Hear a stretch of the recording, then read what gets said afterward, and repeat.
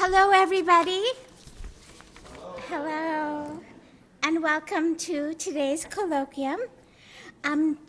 Next week's colloquium will be delivered by our NOS fellow, Stacy Robinson, and he'll be speaking on building Black utopia through hip-hop as a Black speculative technology. And here's the poster for it. It's going to be fabulous. But for now, I am very happy to introduce Danielle Boaz at today's colloquium. She is an assistant professor in the Africana Studies Department at the University of North Carolina, Charlotte, where she offers courses on human rights, social justice, and the law. She has a PhD in history with a specialization in Africa, the African diaspora, and the Caribbean.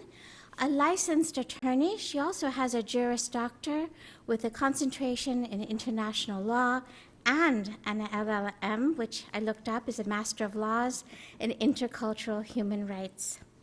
Danielle has been developing a body of scholarship on social and legal limitations on African and African diaspora cultural practices from the 18th century to the present day. The bulk of her research focuses on historical and present-day restrictions on the practice of African and African diaspora religions such as Santeria, Lukumi, Obeah, and Vodou. She has explored the initial bans on practicing witchcraft in British colonial Africa, the use of the term Vodou in U.S. court cases, the Nation of Islam's reputation as a Vodou cult in the 1930s, global limitations on the practice of animal sacrifice, and the significance of ritual objects in the prosecution of Caribbean Obeah cases. Her first book, Banning Black Gods, African Diaspora Religions and the Law in the 21st Century, is currently under peer review. In this book, she argues that the last 20 years have brought a rise in tolerance against African diaspora faiths that has gone largely unnoticed in mainstream media, academia, and religious freedom forums. While in residence this year as our Stuart Hall Fellow, she is at work on her second book, Witchcraft, Obeah, and Vagrancy, Spiritual Practice and Colonial Law in Britain's Atlantic Empire, 1830s to 1960s. This explores the boundaries of legitimate spiritual practices in the Anglophone Atlantic world in the 19th and 20th centuries, investigating key legislative changes and judicial decisions in the colonial era that created disparities in the protection of European and African spiritual practices in the present day. Danielle Boaz is the recipient of many fellowships and grants. She has been awarded the Fulbright Hays Fellowship for the Intensive Advanced Yoruba Group Project Award, and her other honors include the Catherine T. Pryor Scholar Award of the American Society for Legal History and the Francis Forbes Society for Legal History Prize. Now please welcome her as she speaks on Banishing Black Gods, the intersection of racism and religious intolerance in Brazil.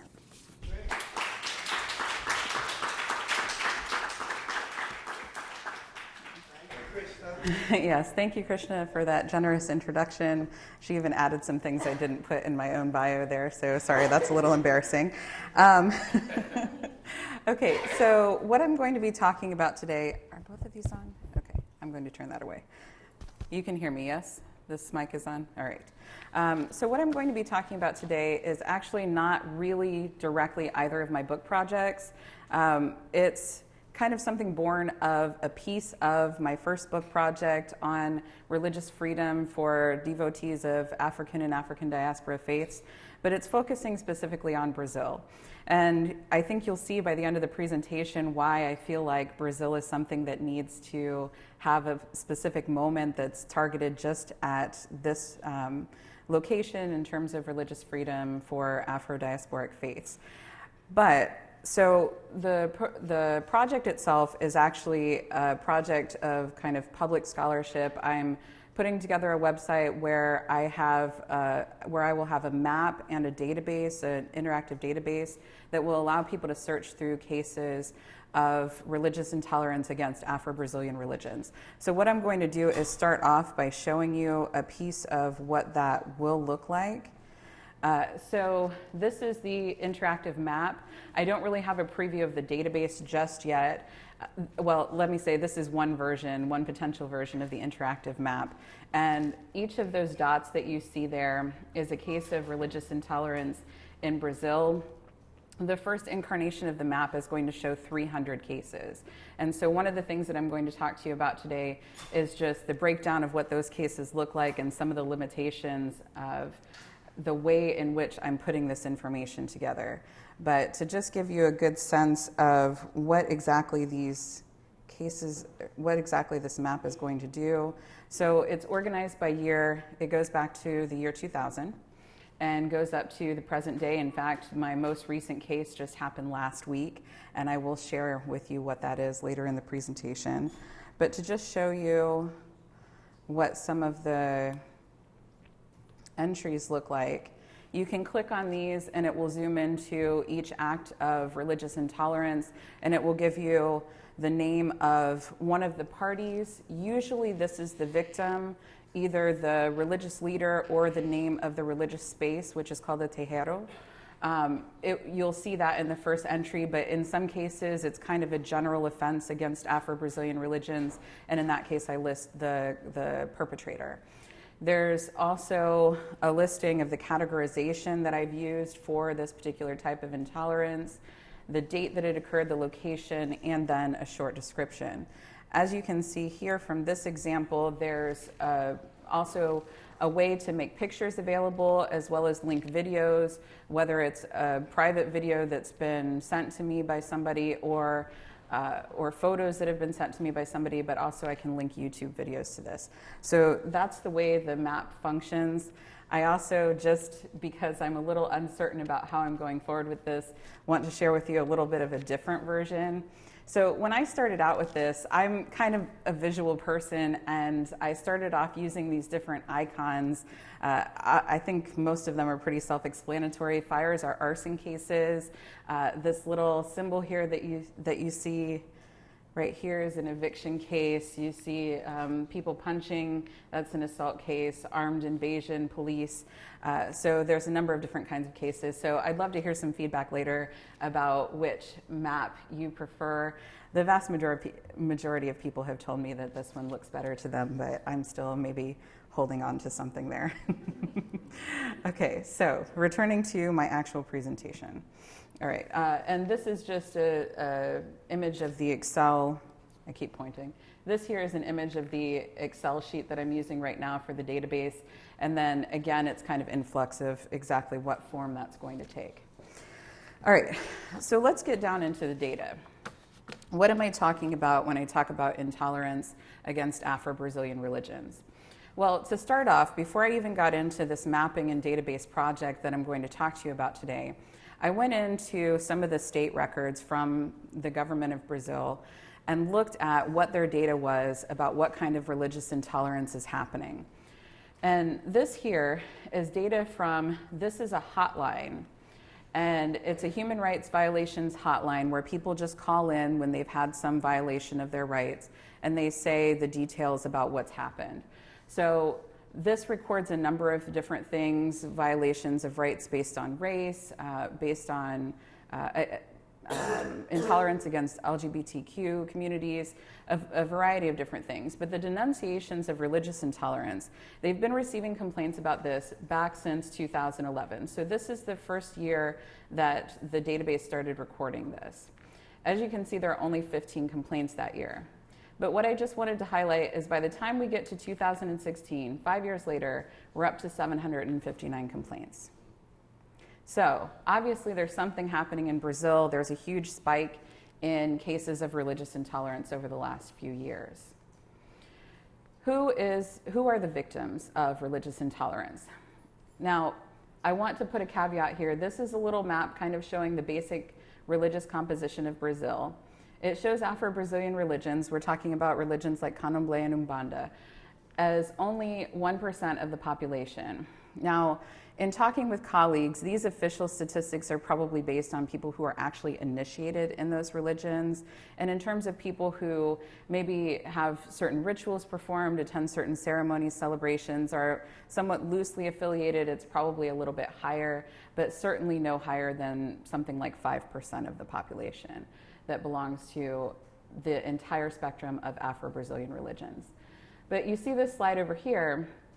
This is, according to, again, government statistics, this is the breakdown of who are the victims of religious intolerance. And I tried to get as close in terms of the year to the data that we have for the religious composition.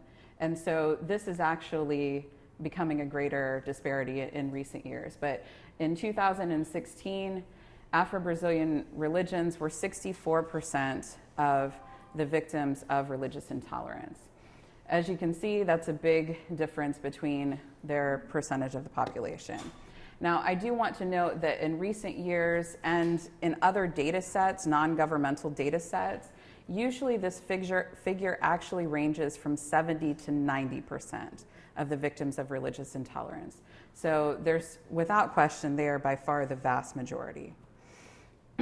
This is also something that is very important to highlight, and I don't know if I'm going to be able to do justice in explaining this because I think this is going to surprise a lot of you, but I want you to note these figures here. 22% of the population, that's our Protestant population in Brazil, okay? They are 63% of the perpetrators of religious intolerance. Again, this statistic is a few years old. I think it's also it's from 2015. Now, something very interesting to note, and I'm not suggesting any conspiracy theories here, but after we see these statistics, suddenly we stop reporting on the religion of the perpetrator. So that's something that I'm trying to cover in my database. It's not always easy. And this slide, I hesitated to even put this in there because those of you who know anything at all about Brazil and race in Brazil, you know that it is not as simple as the United States or someplace like that. We don't have this concept of a one-drop rule, you're white or you're black or you're something else, right? But according to the last census, you see, and I'm going to phrase it mostly this way, you see that slightly over 50% of the population is people of African descent, okay? When we come over to known victims of religious intolerance, this is cases where race was identified in the complaints. They are about 2/3 of the population of the victims, okay? So there is a disparity in terms of how often people of African descent in Brazil are the victims of religious intolerance. Now, this is why I hesitate to put this statistic in here. From what you see here, Black Brazilians are 8% of the population. They are 27% of the victims of religious intolerance. This can be a little tricky because who's self-reporting that statistic, who's identifying as Black, when, and why, right? So I just want to make a nod to that. There's definitely something racial going on here, but this is one of the most difficult things for us to get at. So we can only really speculate at this time. Now, what am I talking about when I speak about religious intolerance? Before I get into anything else in my database, I wanted to talk to you about why I kind of broke things down the way I did and why I started on this project. I saw these statistics not only about the number of cases of religious intolerance and how it's growing and how it's targeting Afro-Brazilian religions, but also the fact that religious intolerance is violent in Brazil. So the Palmares Foundation, which is generally kind of like this cultural foundation that deals with things Afro-Brazilian, they documented 218 violent acts against Afro-Brazilian devotees in places of worship in a 5-year period.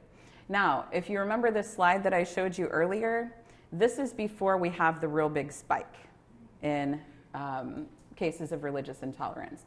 It's become much larger. The figures have become much larger in recent years. So this was staggering to me. And then the other statistic that really stands out to me is this here. And this tells you that 7 Afro-Brazilian places of worship in one area in the state of Rio de Janeiro were targeted in a single week. In a 2-month period, 30 places of worship were destroyed. And to just give you an idea of where we're talking about, this is the state of Rio, and I apologize for the caption. It's a pretty photo on Rio on Watch. But I couldn't find any good breakdowns of what the different divisions of Rio look like. So when we're talking about, what we're talking about is cases in this area here.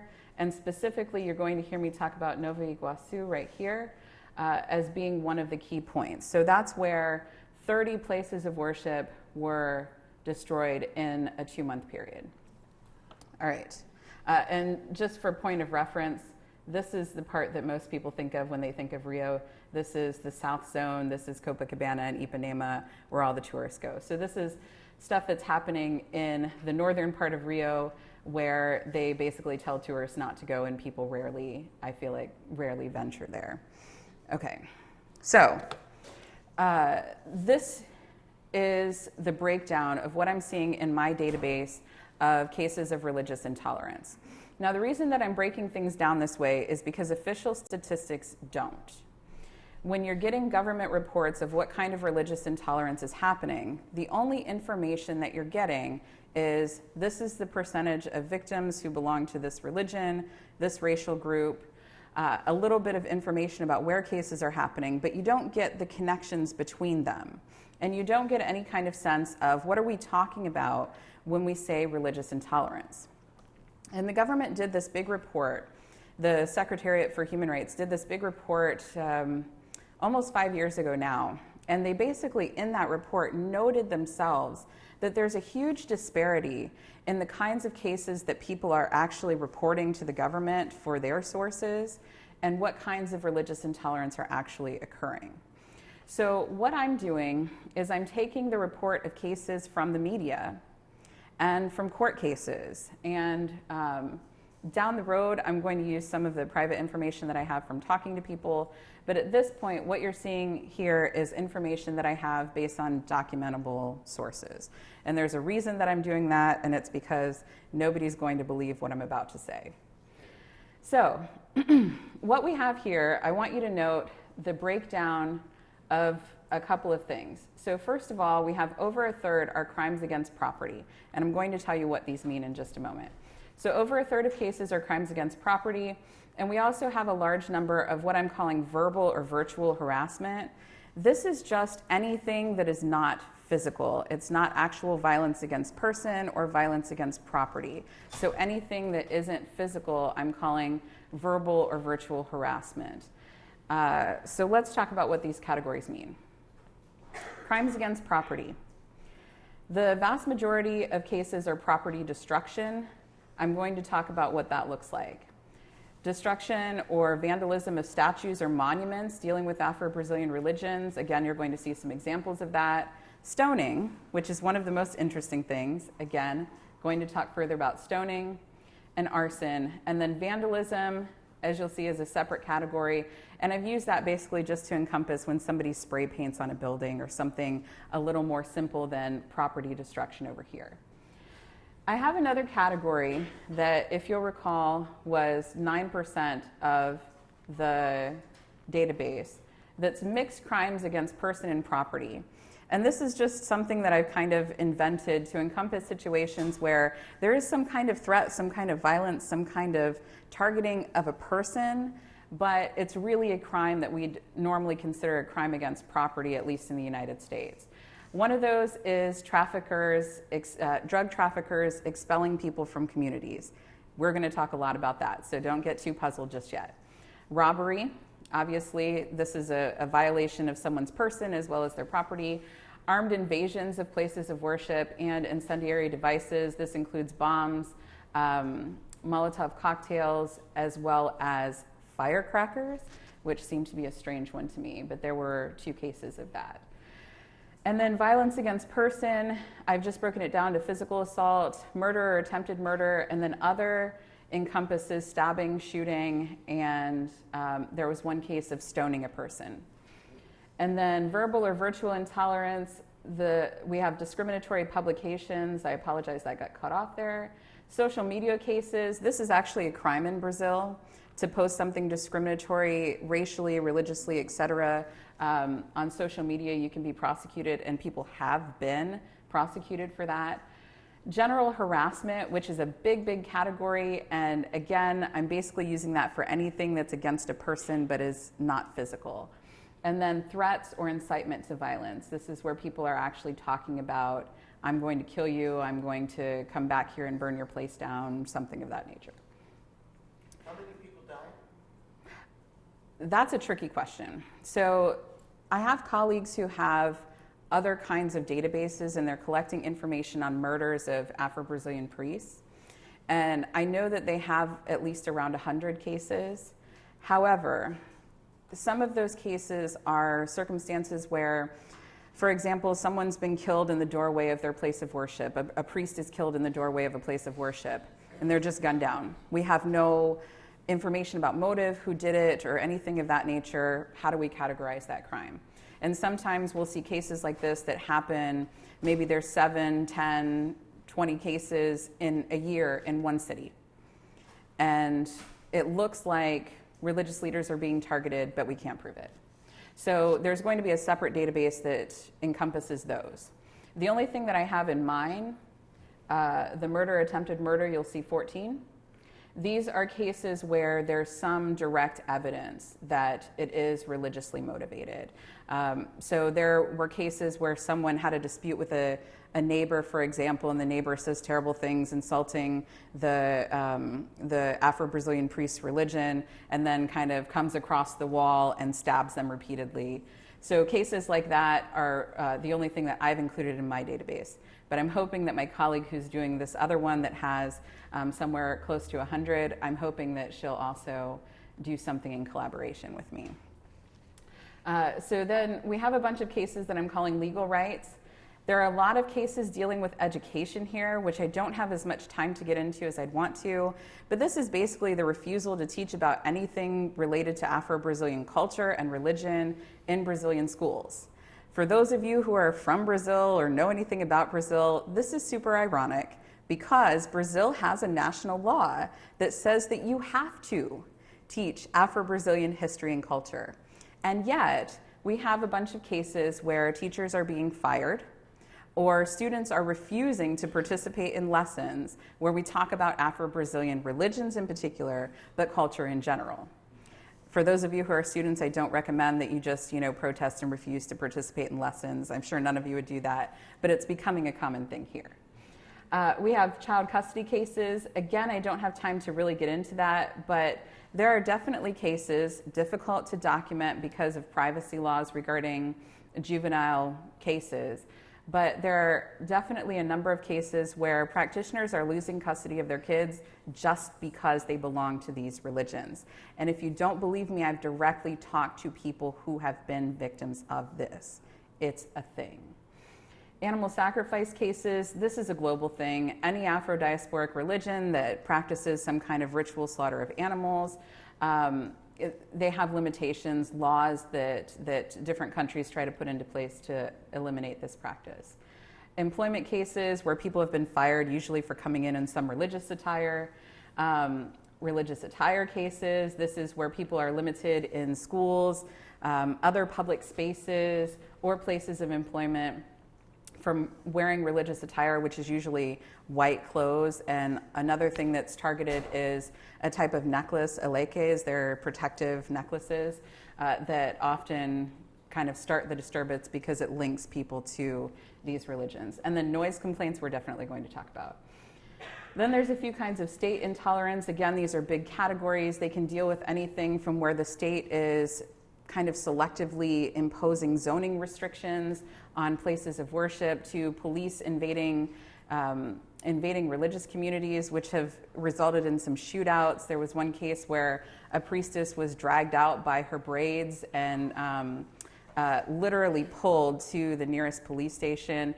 And the police weren't even there to investigate anything about the religious community. They were supposedly looking for some drug traffickers who they allegedly thought had hid in the place of worship. And then just general state discrimination, I'll talk a little bit about what that is. So I'm going to begin today with not the most prevalent case in the database, but the one that got me started on this project. And this is probably the one you're going to find most shocking. So the first place that I'm going to talk about is trafficker expulsions or attacks on Afro-Brazilian places of worship. You'll see here a couple of headlines. These are both from this summer. And they're talking about some reports that are coming. The first one I know came from the Commission to Combat Religious Intolerance. And then the other one I think is coming from DECRADI, which is it's a specialized police force to deal with crimes related to religious intolerance. But what both of these are saying is that 200, wrap your minds around this, 200 Afro-Brazilian places of worship have been shut down by what we're calling evangelized drug traffickers in the state of Rio alone. 200. This is this year only. The first statistics that I saw were only I think the statistic only goes up to July maybe, so perhaps it's even more right now. One of the things I want to point out very quickly is that you'll see this is only 3% of the cases in my database, even though I just gave you a statistic of 200 places of worship shut down. It's because these cases aren't specifically reported for what I think will be obvious reasons. It's very rare that religious leaders come forward and make some statement to the media or any place that we can publicly see it and document it. And predominantly this is out of fear. But we do know that these cases are happening because official reports are coming from the government, from major NGOs telling us about this problem. So what am I talking about when I mean, just so you know, this here says basically evangelical traffickers cause terror to African religions. And then this identifies the name that they've given to this kind of group of people, this kind of group of traffickers. It says that this is from an evangelical publication, and it says that traffickers who pass for evangelicals are attacking tejeros, are attacking Afro-Brazilian places of worship. So let's talk about what these look like. What you're going to see here is actually a case that's not included in the database because we don't have a lot of information about what exactly was going on here beyond what you see in the video and what we've heard about from people who live in this community. But you remember, this is the community, Nova Iguaçu, that I said had 7 places of worship that was burned down in a single week in 2017 and 20 places attacked in a 2-month period. So what I want you to note before I play this video is that you'll see that this man is standing inside of what is obviously a destroyed place of worship. You see all the shrines, all the artifacts that are scattered on the ground. And then what he's holding in his hand here are the aleques that I was talking about a minute ago, the sacred necklaces. And I want you to watch what happens here. So the traffickers are the people off campus, off camera.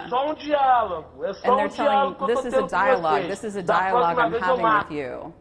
And they're telling him here to break all of these aleques. And they're telling him, this is everything bad. Break everything bad. I also want you to notice his shirt here. It's a picture of Jesus, right? So we know that he was forced to put this on. So I want you to hear something in particular. This is about a 2-minute video. So he's still breaking these aleques. But what he tells them here is, if you come back and rebuild this again, I'm going to kill you. And he says it a couple of different times. And then he tells them, over here, this bottle that belongs to Satan, I want you to break it. Okay. So this is all the information that we have about this. But these are the traffickers, like I said, off camera, and they're videoing themselves. And this is the end of an attack on these devotees of Afro-Brazilian religions. Yes, this guy here is a priest. Now, the second case that I have here, we actually have more information about this because this case is a woman who actually eventually came forward. Not initially, but after this video was made public. So the woman in the video who you're going to see is a Maire Santo, a female priest of Candomblé. And when she was returning from the market with a couple of her godchildren, she gets surrounded by a bunch of these evangelized drug traffickers. And they hold her at gunpoint. They make the people who are with her lie on the ground while they follow her into her terreiro, into her place of worship, into this sacred space here. And again, they're still holding her at gunpoint while they're telling her to break everything in her place of worship. Olha aqui, meus amigos, o capeta-chefe está aqui, ó. So Taca here they're fogo calling em her the tudo. chief of the devil, Quebra tudo, and they're quebra telling her, tudo. break everything, break Paga a everything. vela, pelo sangue de Jesus tem poder. Rebenta as guias todas. Todo mal tem que ser desfeito, em nome de Everything Jesus. that's bad in Todo here. mal. Quebra tudo, que a Break senhora é a everything, demônio break chefe. A senhora everything. que patrocina essa cachorrada. Quebra tudo, aquela de lá, ó. Break O outro everything lá do to the other canto, side lá do here. canto, lá do canto, lá do canto. Desvenda esse mistério que está embaixo dessa saia. And then he tells her Quebra that he ele wants to também. see the mysteries that are underneath this thing here. Quebra Break aqui, it, break essa it, guia break toda. it. Rebenta a arguia desse demônio que tá aí. Aqui. Derrama, quebra a arguia. A arguia toda. Break everything. And what we know from Mai Carmen's reports of what happened after this attack was over is that some of her neighbors actually applauded the criminals who invaded her terreiro, high-fived them, said that they were doing something good. They also told her that they were acting on behalf of the man who doesn't want macumba, who doesn't want sorcery in his community. And they're referring to kind of this lead, the head of the traffickers in that community. Now, what's important to note here is how we get these videos. These videos were, as I said, taken by the traffickers themselves. And then, and I only found this out a couple of months ago, they were circulated on WhatsApp to devotees of Afro-Brazilian religions to intimidate them. This is what happens if you keep your places of worship in these communities. This is what happens if you continue to practice these faiths. The other thing that I want to note about this is that my contacts in Brazil, the people from these communities, will say that this is only a small piece of what happened in these attacks. I mean, in the first video, you could definitely see that a number of things had been broken beforehand, but we're hearing stories about people being violently beaten beforehand, and also that the elekes that I was talking about, the necklaces, that they would break them apart and force people to eat the beads from the necklaces. Okay, so just so that you don't think that this is an isolated occurrence, I want to highlight very briefly a couple of cases that just happened more recently. Now this one was a less violent case, but again you see Nova Iguaçu. This is March or April of this year. And a bunch of these evangelized drug traffickers, they take over this particular terreiro. They come in, they start breaking all of the Afro-Brazilian shrines and religious artifacts. And then they write this message here on the outside, which says, Jesus is the owner of this place. And they take this place over and they make it their head of operations for several months, right? And then this is just an image that we have of another case that was just from July 2019. And if I can just scroll back for a second. So this is not in Nova Iguaçu, but it's in this neighboring territory here where we also have a lot of similar kinds of violence. In this case, an 84-year-old priestess was forced to destroy her own shrines like this. What you're seeing here is a picture of the rubble after everything has been broken, and then after they forced her, like you just saw in this video, to destroy her own shrines, they obviously burned it. Okay, so that's just from right around 2 months ago. Okay, so this is what inspired me to get started talking about the religious intolerance going on in Brazil, but it's not the bulk of the information that I have in my database. So let's talk a little bit about what that looks like. And I am already behind on time. Okay, so one of the most common kinds of cases that we see, actually the most common kind of case in the database, is just straight property damage. What's happening here is, unlike the videos that you just saw, people are entering, unknown persons are entering Afro-Brazilian places of worship, usually either while the religious leaders are away or asleep, or Yes, away or asleep, and they're going in and they're just breaking all the different shrines, religious artifacts, and in cases like this one here, you see breaking down the entire structure. This rubble here was once a building. And imagine coming back to your place of worship after maybe being gone for a weekend or something, and this is what you find. There's nothing left. And another example here from, again, Nova Iguazu in 2017.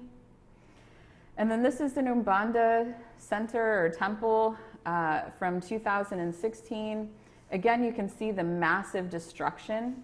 This was a fire that was started after they went through, and you can see some of these religious statues and things here that they've thrown on the ground and broken, and you can see kind of a bucket here collecting a bunch of the broken artifacts from the floor, presumably trying to salvage something.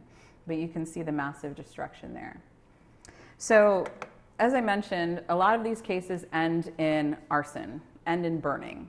And so that was the other thing one of the other things that I really wanted to highlight that I found just astonishing. Now, this is something that we can see going back definitely over a decade, but really arson becomes a tool of people who are committing acts of religious intolerance around 2015. And one of the things that really caught the attention of authorities is on September 12th, 2015, there were 2 places of worship that were burned in the federal district on this same date. This one over here is the first one, and the perpetrators rammed the gate of the place of worship with their car, and then broke in and set fire. But thankfully, some neighbors managed to catch the fire before it got too bad, and there was only like a chair and a wall that were burned. So I have pictures of that somewhere, but I couldn't find them for the presentation today. And then this is the second place of worship. And it was located just a little, I think it was about an hour away, and it happened in the same morning. And obviously, this fire was not caught in time, and the entire place burned down. This almost is a panoramic of the room, and you can see its complete destruction of everything inside. Another case of arson from March 2016. I believe, yes, this is an Umbanda center. Again, basically complete destruction. And this is an example of where people came in and specifically targeted what looked to be religious artifacts here on a shelf and broke them, and then, as you can see in this up-close image here, set fire to them. And then you can see some of the statues and things that are laying in this really fuzzy picture here on the floor. So a lot of what's happening here is some combination of property damage and arson. For the most part, in these cases, the culprits are never caught. Now, this is for a variety of different reasons. One of them is just kind of policing in Brazil in general. Of course, another part of it is just the urgency or lack of urgency with which the police are handling these kinds of cases. But what we do know from a few cases where we have some information either about the culprits of these cases, even though the perpetrators haven't been identified, or where we do know the perpetrators, is that it's often Christians, evangelicals in particular, who are coming in and committing this destruction. What I say when I mean evidence when we don't know the perpetrators is that there have been a couple of cases. I think it was actually this case here, but I could be mistaken, where on top of the rubble, on top of what has been destroyed by fire, the owners, the religious leaders will come back and find an unscorched Bible. If that's not a message, I don't know what is, right? But in other cases, I have specific examples in the database of where people are, for example, standing outside of a place of worship. And as they're standing outside waiting for some ceremony or service to begin, somebody will rush up and they'll have a Bible in their hand and they'll start shouting, "Get out of here, Satan, get out!" And then they'll run in and they'll just start breaking things. And so there are several examples like that where, of course, we know who the perpetrators are and we know what their motivation is. This is another one that's a combination of property damage and fire. This here is the kitchen area where they've thrown some plates and pots on the floor. And then you can see the part that was used for worship services that has been entirely incinerated. And another example, but I'm going to move forward because I don't have a lot of time. Okay, so this is the next kind of shocking type of property damage, type of religious intolerance happening in Brazil, and it is stoning. So what you can see here is this up-close picture of this giant rock, and here's the hole in the roof where it came through. And this here that you see is a net, because this particular place of worship had been stoned at least once, I think 2 or 3 times, prior to this particular attack. So they actually put netting up underneath their roof so that if people were launching stones at them that were heavy enough to come through the roof, hopefully they wouldn't fall and hit anyone. This is a case where we can see the Babalarisha, the priest, holding in his hand the stones that were launched at his place of worship. And I want you to just imagine, like, I've got really tiny hands, right? But just imagine a stone that's big enough that it covers half of my hand. These aren't little pebbles that we're talking about. This is huge, okay? So this is something that we're hearing about dozens of cases, and actually it's something that's often repeated over and over again. People will repeatedly stone particular places of worship, and they'll stone them, and then if that doesn't seem to be enough to drive people out of the community, then they start doing things like setting fires. Okay? So we're often talking about an escalation of violence.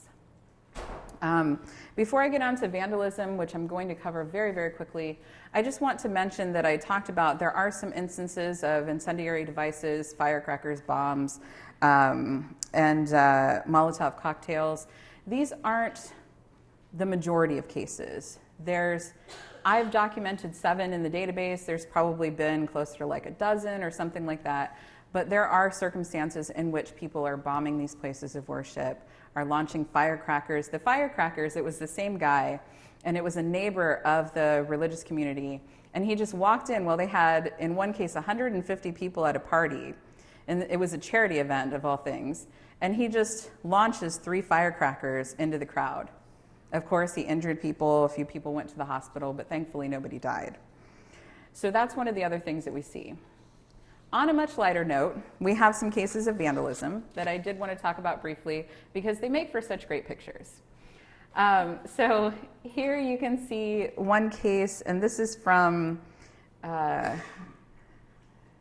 when is this one from? This is from, earlier this year, I believe. And it's very light, but you can see here it's written twice, the same thing. The blood of Jesus has power. Okay? And this here I definitely wanted to include in the presentation because this is one of the most famous places of worship in Bahia, Casa de Oxumare. And you can see here, Oxumare, this is the image that they had on the side of the building initially. And then this here is the graffiti that somebody puts over top of that image. And it says, basically, the Lord is my shepherd. He'll never fail me. Okay? And then here you can see in giant words, Jesus is the way. So this is one of the most famous, one of the most really powerful, influential places of worship in Bahia, in the cradle of blackness in Brazil. And they're still not immune to this kind of attack. Okay?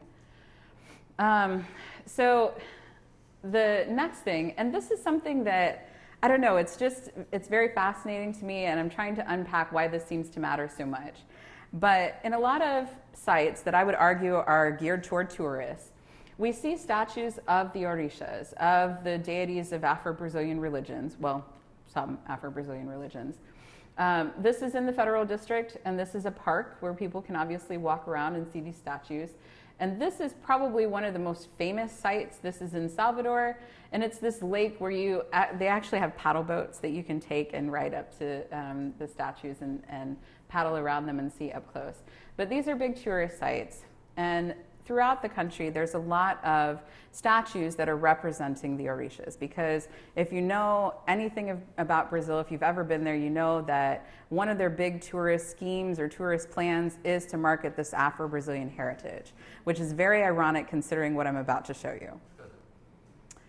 2012. This is a statue of Yemanja that someone has obviously cut off her breasts and cut off her arms and set her breasts on fire. This is another statue of Yemanja that has been beheaded. Now, who is Yemanja? The patron deity of Brazil, right?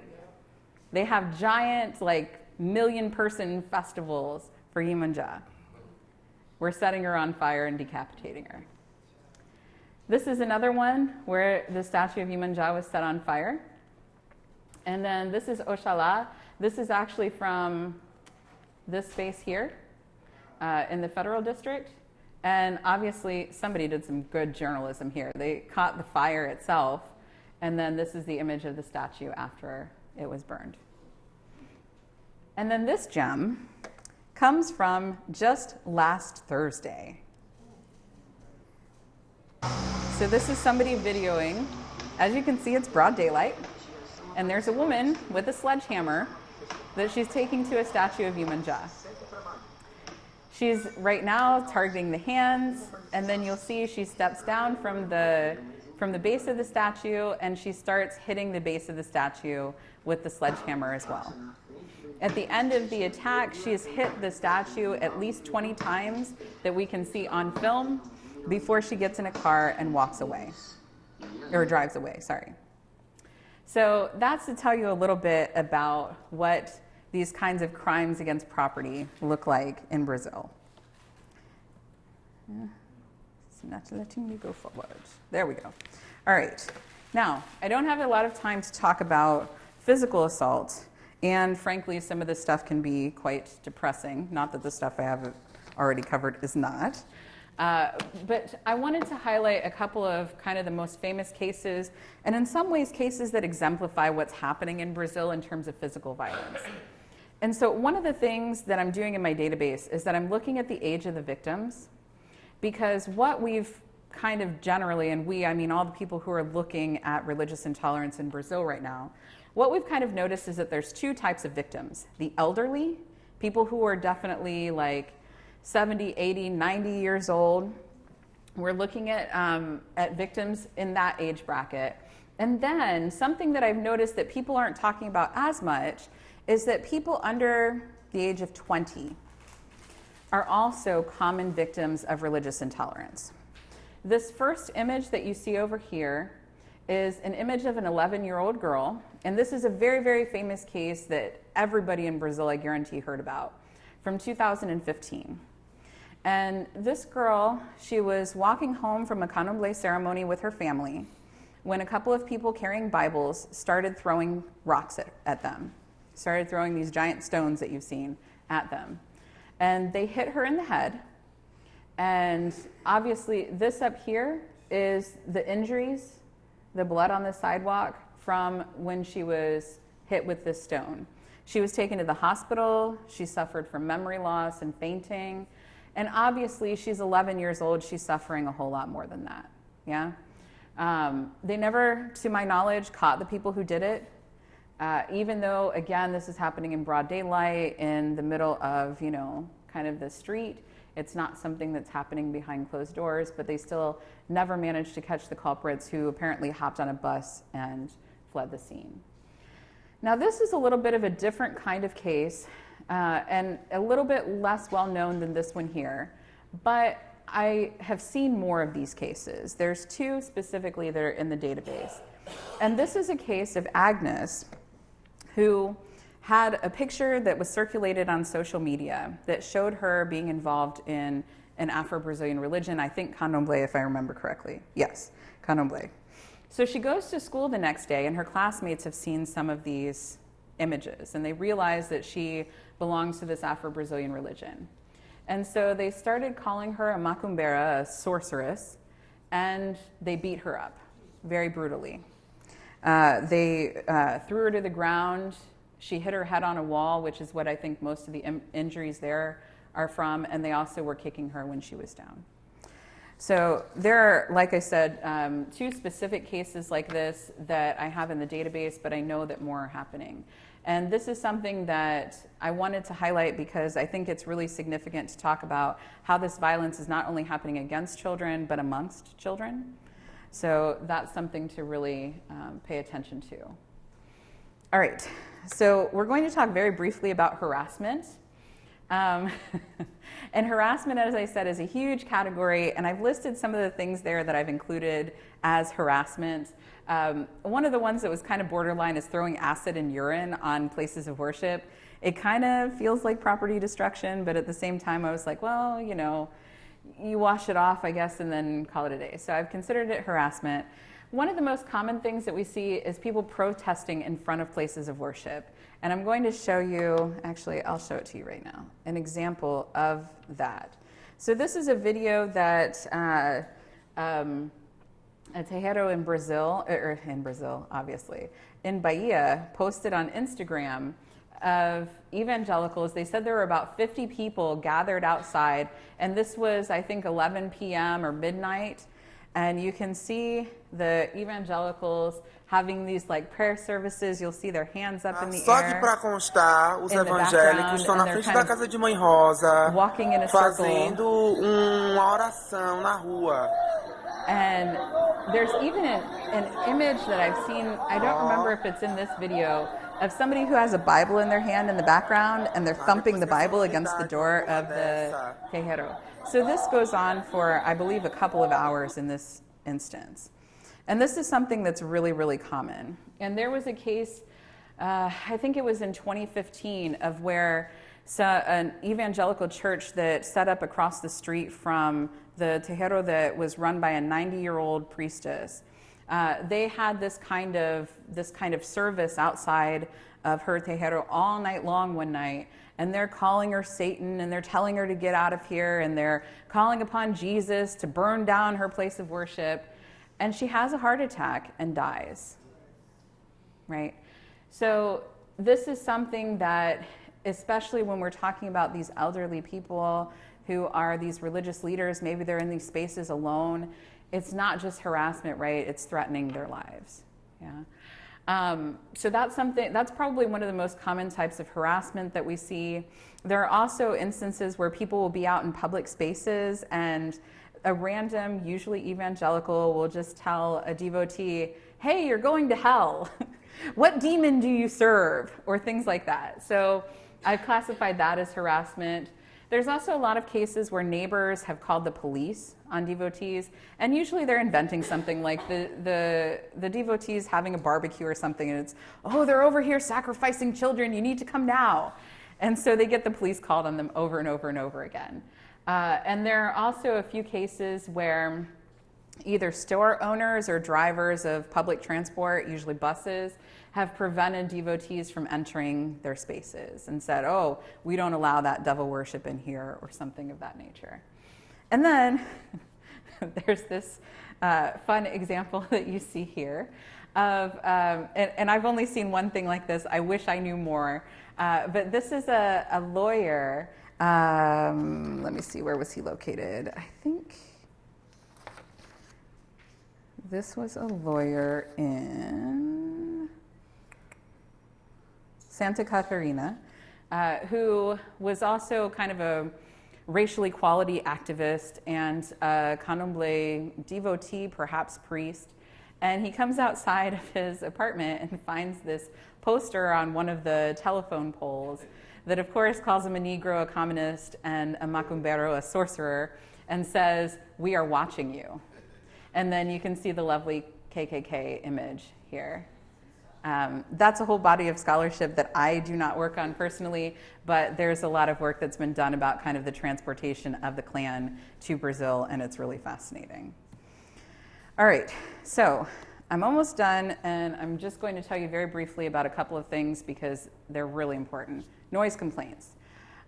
So there's this process that you see here of neighbors, usually evangelical neighbors. They're calling the police on Afro-Brazilian places of worship, and they're complaining that the noise is too loud. So the police show up, they start harassing devotees, take down their license plate numbers, give them fines, sometimes arrest the whole community for this noise violation. Almost always lately, the priests are arrested, handcuffed, taken to jail over a noise ordinance, okay? And then they're fined. But this here is the key. drums and other musical instruments are being confiscated as a part of these noise complaints. If you know anything about the history of Afro-Brazilian religions, this is history repeating itself right here, okay? They're confiscating the musical instruments. And then the other thing that I really want to point out here is that when the judges hear these cases, oftentimes they're limiting the way these ceremonies are occurring, and they're telling them how many drums they can play with in the future, or what time of day and what duration the ceremonies can occur. And the most concerning thing that I heard about this is that it's actually changing religious practice in some communities in Brazil. That people, for example, are no longer using drums in their ceremonies in some communities because these noise complaints have become such a problem, right? I don't really have time to get into this, but in 2014, a Brazilian judge said that Afro-Brazilian faiths are not religions. They don't have a sacred text. They don't have a central hierarchy, and they don't have a singular concept of God. These religious items that I talked about that were confiscated in the early 20th century, they are still being housed in the police museum in Rio de Janeiro. And then this fun one, in Bahia, a parliamentarian just introduced a bill that would put the state under the protection of the Holy Trinity and annul all, what did they say, all pacts made with evil forces. So I'm going to stop there, and I'll leave up this slide about where I'm going with things so you can ask me questions. But I did want to just make a very quick nod toward issues that I'm going to be talking about in my analysis of this and that I think we need to think about, which is this terrorism and is it genocide? Okay. So let me end there because I'm over time. Great.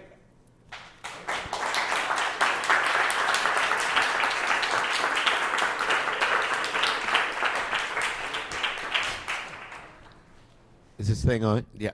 Thank you. That was fascinating. I have to catch a plane. I'm giving a speech in Cleveland tonight, but I didn't want to miss this.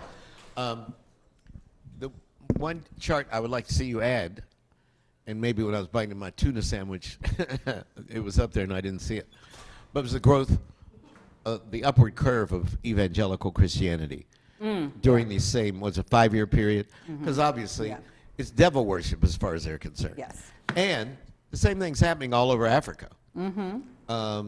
Yes. In Nigeria, evangelical Christianity, fastest growing religion in the world, I think. Yes. And they are going back to 18th, 19th century missionary style, going and destroying Ifa. Yes. It's happening everywhere. Yes. I used to get my shoes shined right around the corner from the Yale Club, which is Vanderbilt and 44th. There was a shoe shine shop there for years. It's not there anymore because they raised the rent.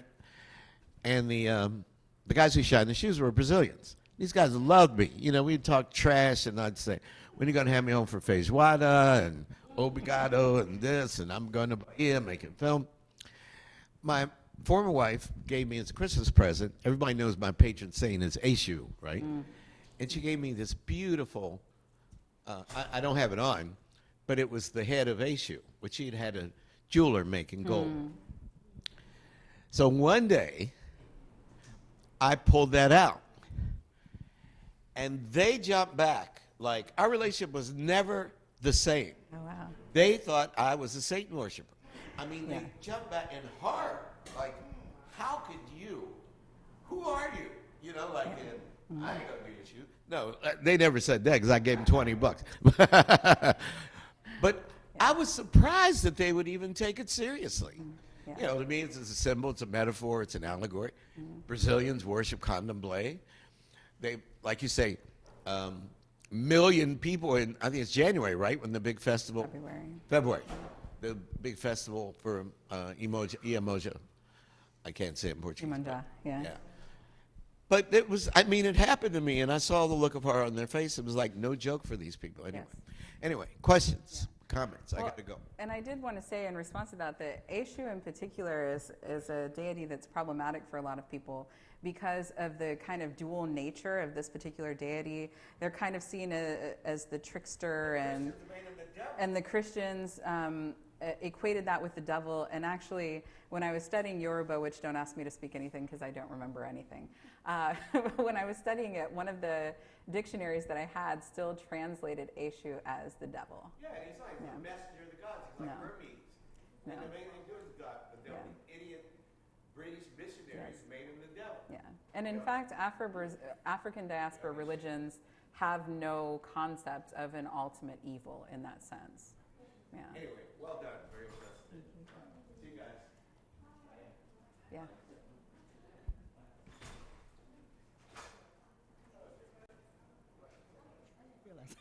Hi, thank you, Danielle, for a wonderful presentation on a topic that's very current and one that has a lot of historical significance as well.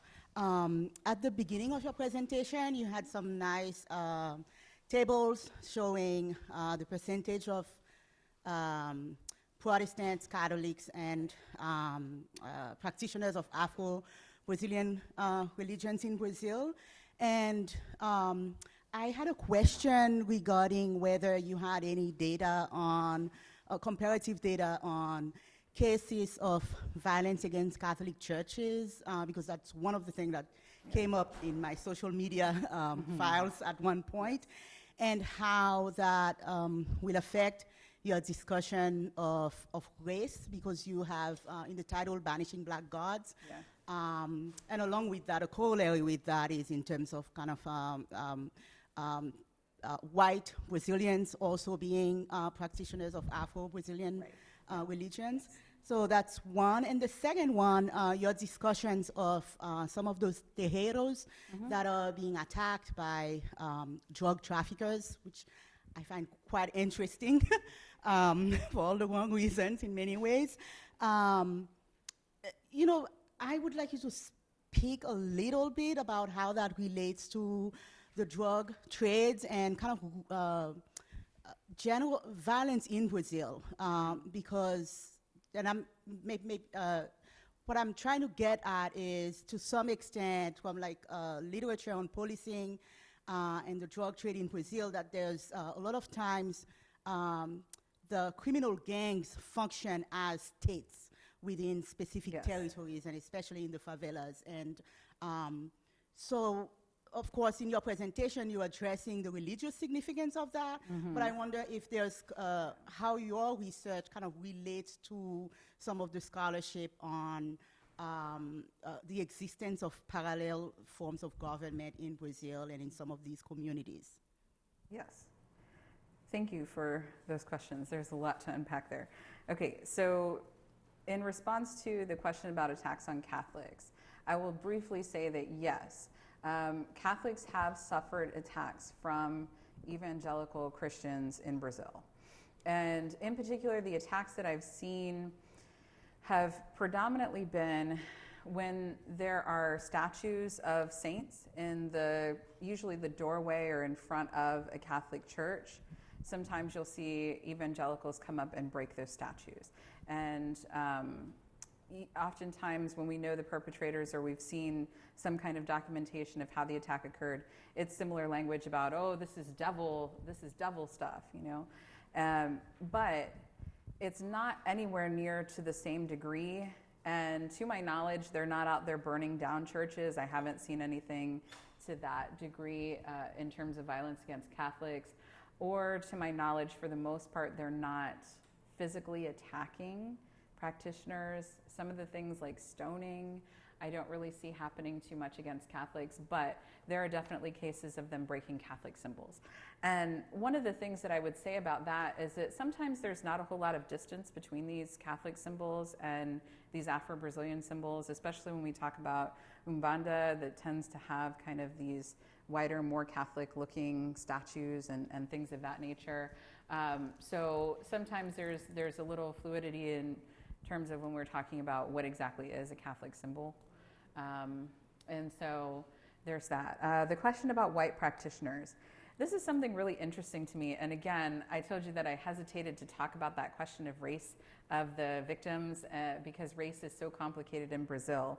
And I just want to basically make a nod to something that someone said to me that I found very curious. And this was just told me the last time I was in Brazil. And that is that there are different factors that define blackness. And that one of those factors can be being a devotee of an Afro-Brazilian religion.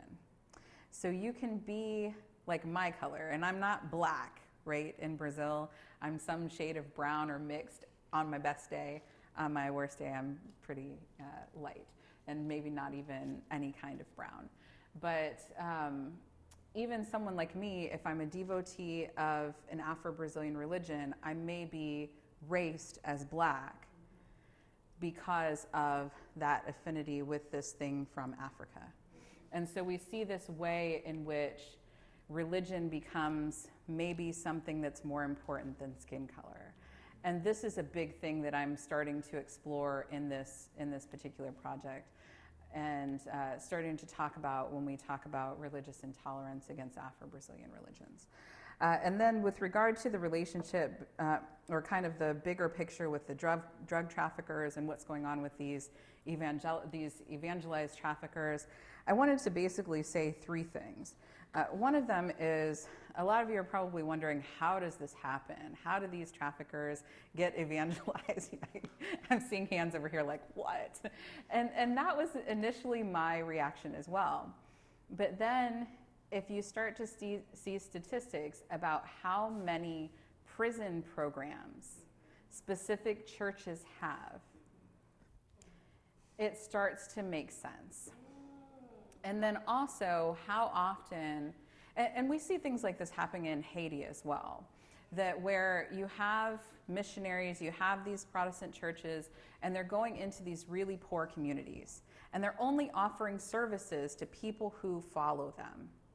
And then suddenly this becomes a reason for conversion, and you're tying economics to faith. And if these Afro-Brazilian religions are kind of threatening your community, they're interrupting your livelihood, your way of getting food or getting schools or something of that nature, then it suddenly becomes a motive, a reason to start attacking those religions. The other things that I wanted to say is that, and this kind of goes back to the question of race as well as talking about the issues of policing in Brazil more generally, and that is that the majority of these cases of religious intolerance are some kind of black-on-black crime. Okay, so it's a lot of times black Brazilians who are carrying out, and again, black is complicated, right? But people of African descent in Brazil who are attacking Afro-Brazilian religions. But this is also what we see in terms of patterns of crime in Brazil.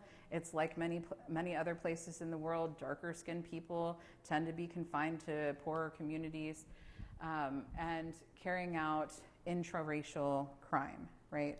And then policing in general, I think what we're seeing here with the inability or unwillingness to curb what's happening with these attacks on Afro-Brazilian religions is an unwillingness or inability to even engage with these traffickers to try to control crime in some of these communities.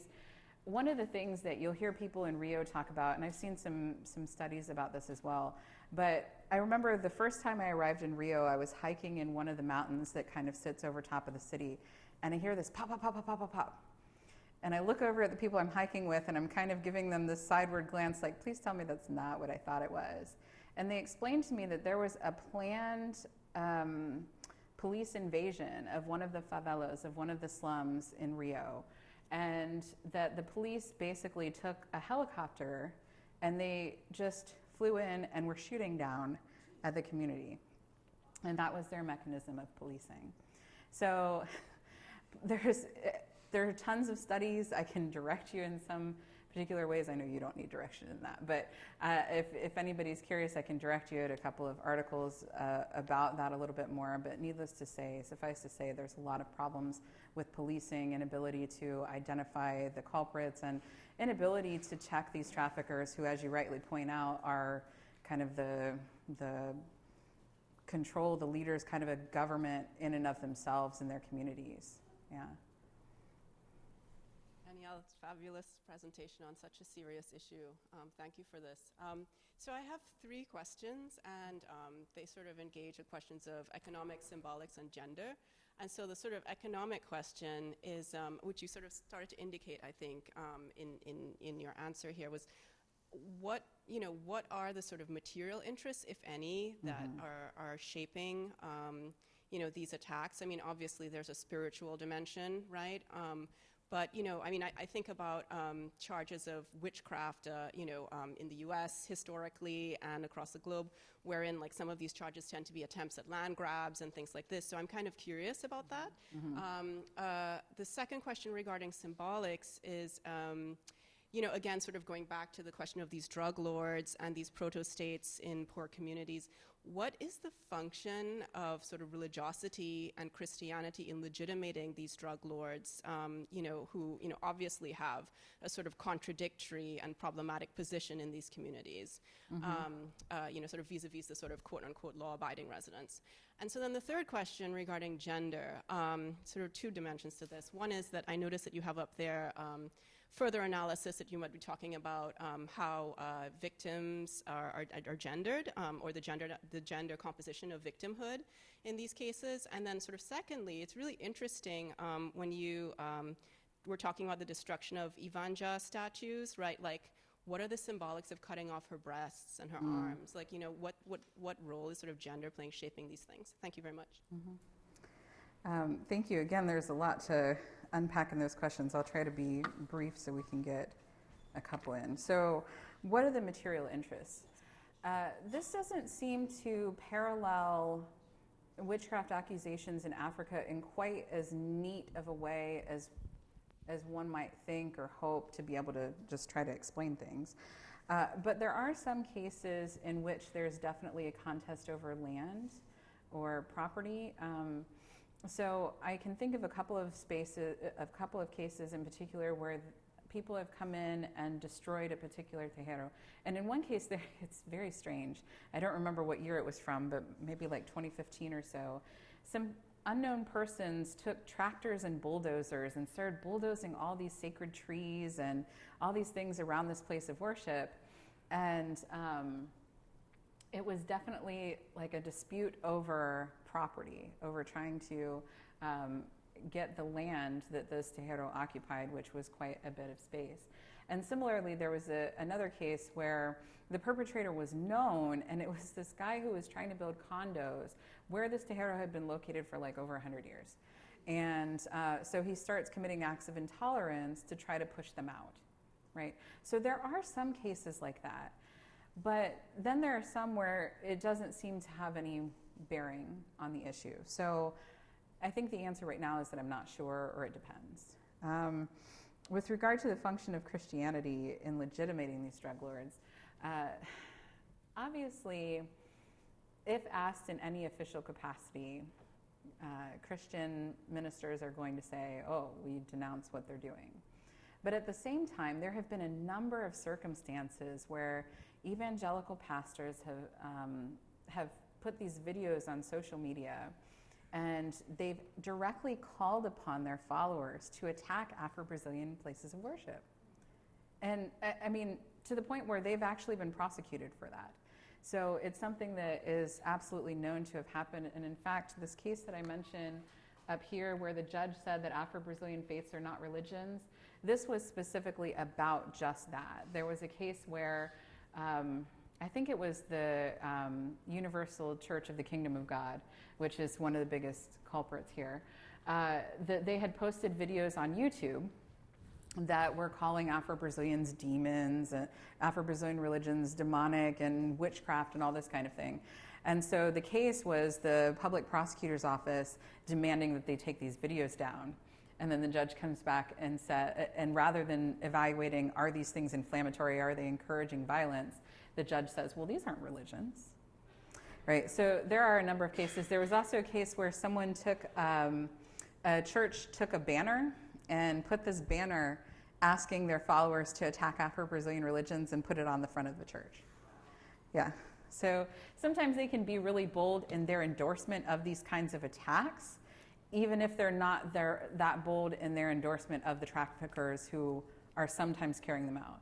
And remember, though, that the traffickers, that's the biggest problem in Rio, but in many cases it's private citizens who are carrying out these attacks, right? And there are a couple of cases where the ministers are accompanying people who are carrying out the attacks on these places of worship. And it's frequent enough, considering how few cases we know who the perpetrators are, it's frequent enough that it's very concerning how often you'll see a Christian minister who comes in and participates in these actual attacks. And then gender. So I think I mentioned this very briefly in the beginning, but one of the things that I'm doing with the database is trying to document the gender and the age, the profile of the victims, because this seems to be something really important. One of the reasons why this is really important in terms of Afro-Brazilian religions, especially Candomblé, is that historically the leaders of these faiths were Black women, right? It's a very matriarchal kind of structure. Also, these religions tend to be much more open in terms of gender identity and sexuality. So unfortunately, it's hard to document, and this is going to take a long time of working with communities there to figure this out. But I'm trying to find ways to get at how many people are gay or lesbian who are being attacked. How many people are some kind of gender nonconforming, because it seems to be a lot, right? But for now, the only thing that I can get out, because this is often reported, is how many women are the religious leaders of the places attacked or are being directly attacked. And it seems to be quite a lot of elderly women, whom I think a lot of times are also Black, but that is not something that's frequently reported. Yeah. Other questions? So where do these evangelicals go to learn about how to attack them, where to attack these people? What's their source of information? There seem to be a lot of different sources of information. So as I said, sometimes we have these ministers who are putting videos out there. Sometimes they're calling for attacks in general, and they're telling people how to carry them out. Like, go and stone these places, or go and cleanse these places with fire, and then you're surprised when they start burning places down, right? Are they visiting the priests and the priestesses, or are they just reading books about the religions? So most of the time, and this is something that I'm trying to document too, you see this slide or this note about location of attacks, and this is the state and city where it's occurring, but also the site. And by site, I mean, what is kind of the relationship between the perpetrator, the victim, and the place where the attack's occurring? So most of these attacks are occurring where the victim lives or where they worship, right? Most of the perpetrators who we can identify are neighbors.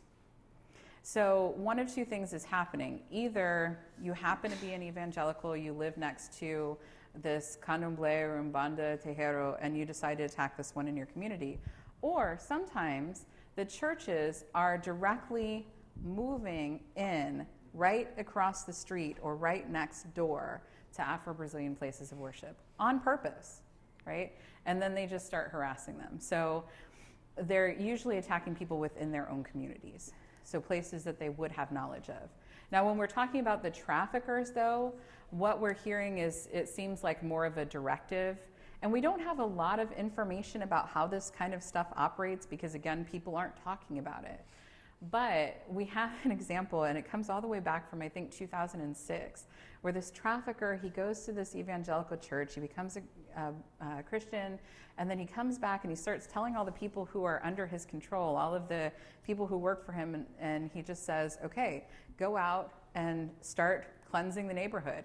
Get rid of all the Afro-Brazilian places of worship. Obviously, he wouldn't have phrased it like that, but get rid of all the places of worship in our territory. And they do just that, and they shut down 10 places that are within the vicinity that this guy controls. And then there are sometimes like walls that operate around some of these favelas, these communities.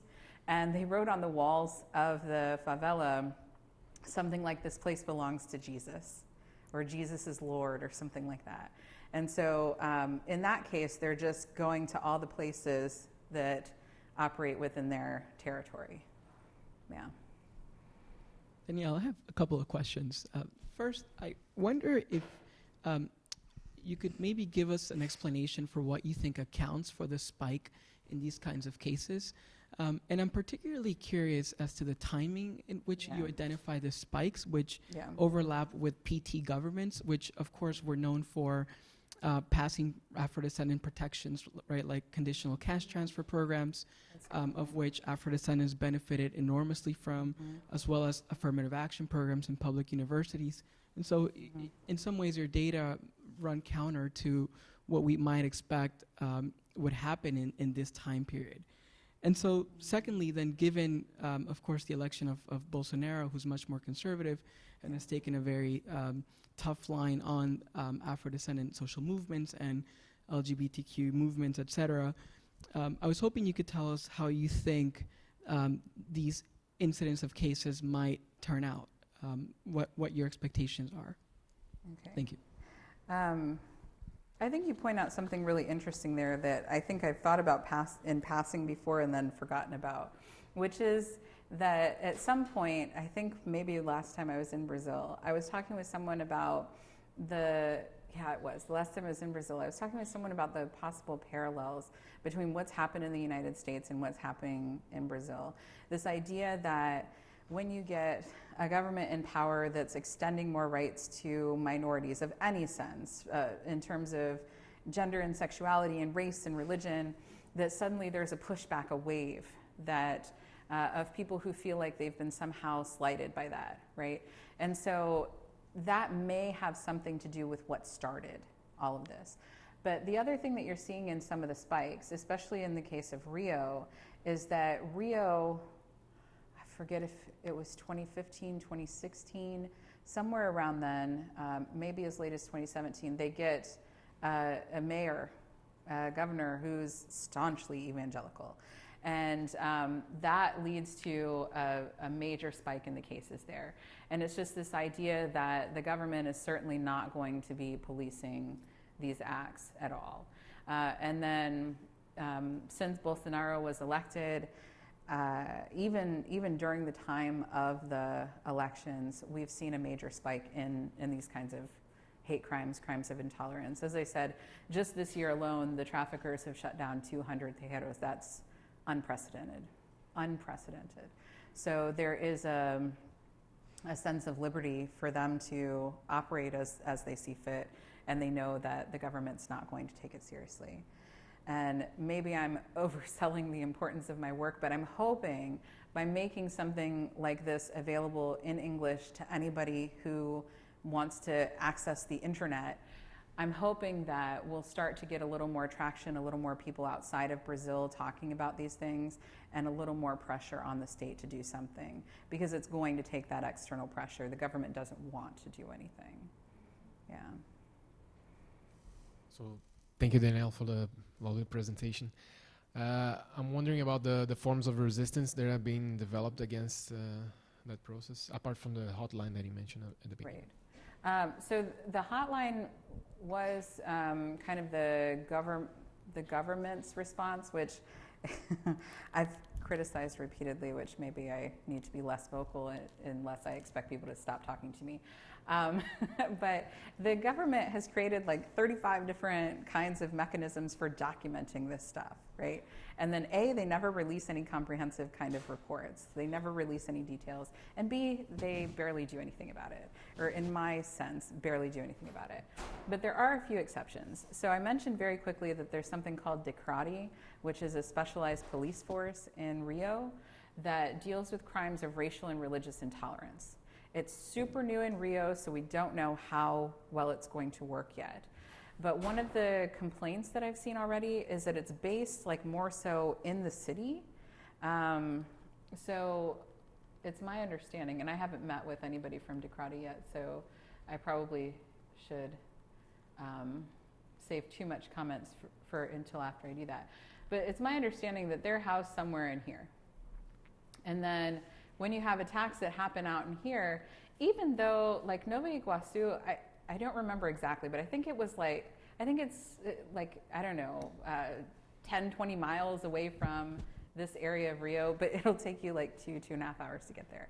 And so if you're up in these territories here and the police station that deals with these crimes is down here, how are you going to report anything to them? How are you going to have any kind of meaningful dialogue about it? And then, so there are a couple of places that have these specialized police forces. There's also, in Bahia, they have what's called Patrimony, which I did have the chance to meet with them. And they are the only state organization that hears reports of cases of religious and racial intolerance. And they have an entire center, the Nelson Mandela Center, that specifically focuses on these cases. But the problem is that they're not prosecutors, they're not police officers.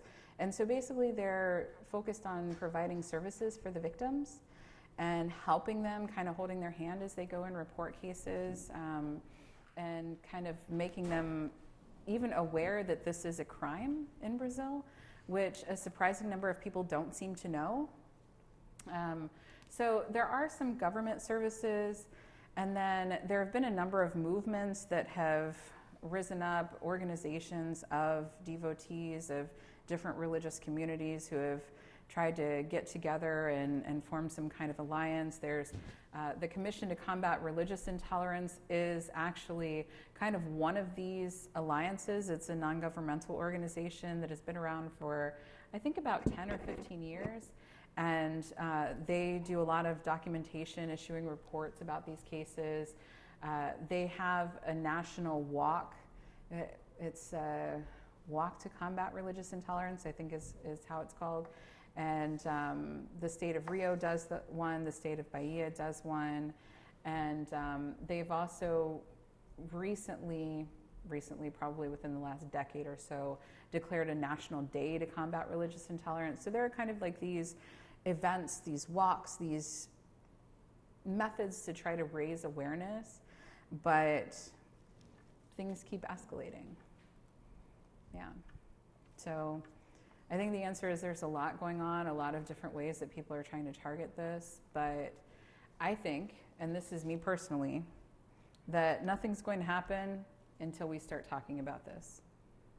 Until we start talking about Brazil, you need to treat this like terrorism. You need to treat this like genocide. And genocide, and I say this from the perspective of someone who studied international law, genocide is a type of crime that is considered a crime that any state, any government is obligated, if genocide is occurring, to go in and take action to stop it. So this is a universal crime. In theory, no place in the world is allowed to just stand by where genocide's occurring. And in my opinion, there's no question that genocide is happening here. Genocide is the intent to destroy a group of people, and it includes religious groups. By causing them serious bodily or mental harm, there's no question that the mental harm is happening here, yes. And then serious bodily harm, it's happening, but maybe to a lesser extent. And then deliberately inflicting conditions calculated to bring about their destruction. I mean, these traffickers in particular are intending to eradicate religions from basically the entire state, definitely their communities. This is a textbook example of genocide. But until we start labeling it this, until we start investigating it as this, I don't think anything's going to happen. I don't think the government's going to take it seriously. Not as seriously as they need to. Yeah. Danielle, I want to add my gratitude for this compelling presentation and actually ask you a couple of questions that pick right up from what you just were presenting and also the recent exchanges. As a legal scholar, what kinds of opportunities and pressures and conflicts do you see within the Brazilian legal framework for addressing these circumstances, given the history of the criminal code, given the tensions and contradictions that are in some sense exposed by the pressures of secularization on the one hand and the rise of various kinds of religious dynamics and conflicts on the other. The legal case to which you referred, although my understanding is that the case is also continues and is in struggle and involves even multinational corporations, and a very interesting kind of dynamic in terms yeah. of the broader framework, seems to suggest that there are inherent contradictions within the legal framework that can and cannot address the circumstance. But what's your reading on that? And then just a secondary question, as an historian, would you narrate this as an intensified but continuous chapter within the history of repression of Afro-Brazilian religions? You mentioned the police museum. They're just adding to their collection, which goes way back. Or is there really some kind of specific break and rupture? Because you've also used the word unprecedented several times. Yeah. Is it unprecedented? Is it an epistemic, rupture? Is it just an experiential rupture? How would you narrate that in the broader frame? So let me start with that question, actually. So I think that I narrate it differently than the people who live there and experience this every day. And most of the people who I talk to in Brazil narrate this as a continuation. They don't see it as any kind of rupture. This is how African religions have always been treated in Brazil, and there was never any meaningful period of change.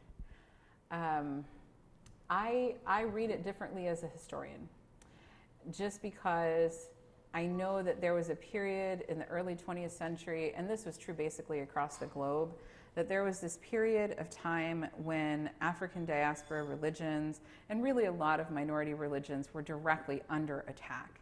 That there's this, I forget what state it happened in, but there was this massive burning of Afro-Brazilian religious artifacts in one state. And I mean, to the point where the authorities were going around and collecting things, and then they put them in the middle of kind of, I guess, the equivalent of a town square and set them on fire. And so I look at moments like that in history, and I think, wow, that's something that is particular to the first half of the 20th century. And then in the second half, we see some kind of easing of this kind of thing. But if you hear people there talk, they've never felt the security that seemed to come from these official policies, which kind of leads into your second question about the legal framework and what are the limitations. So maybe a decade ago now, I did my first article about religious freedom in the African diaspora, and it was this really broad overview. And I was like, Brazil is our example. It's our shining example of what we should be doing, because they have all these laws in place that protect religious freedom and protect people of African descent. But then when you start, I had never been to Brazil at the time.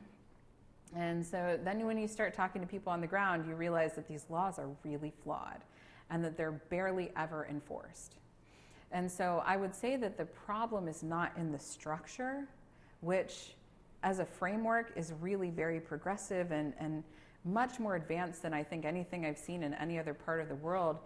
In theory, it should be providing protection, but it's just not enforced in that way.